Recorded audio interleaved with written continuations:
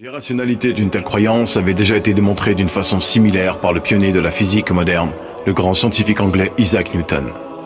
Il y a déjà plusieurs siècles, celui-ci avait réussi à faire comprendre à l'un de ses amis athées l'absurdité de sa croyance d'une manière très originale.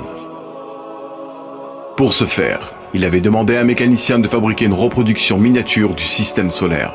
Les planètes étaient représentées par des billes qui tournaient grâce à un système compliqué d'engrenages et de courroies. Newton plaça ensuite cette reproduction sur son bureau de travail dans son cabinet. Un jour, son ami athée entra dans la pièce et voyant cette superbe reproduction du système solaire, il fut très émerveillé et demanda qui l'avait fait. Newton, qui était en train de lire, leva les yeux et assura son ami avec le plus grand sérieux que personne ne l'avait fait, mais que c'était par le plus pur hasard que les éléments s'étaient rassemblés de la sorte.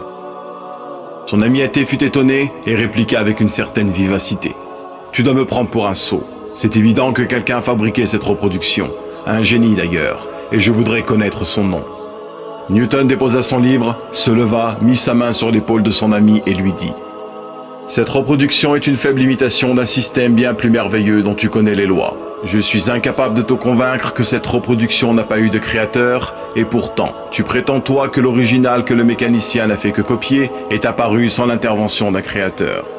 Explique-moi, je t'en prie. Par quel raisonnement es-tu arrivé à une pareille conclusion? Explique-moi, je t'en prie. Par quel raisonnement es-tu arrivé à une pareille conclusion?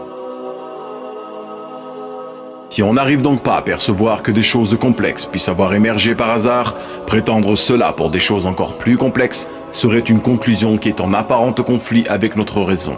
Comment pourrait-on concevoir que le système solaire soit apparu par chance, alors qu'on n'arriverait jamais à concevoir cela avec une simple reproduction?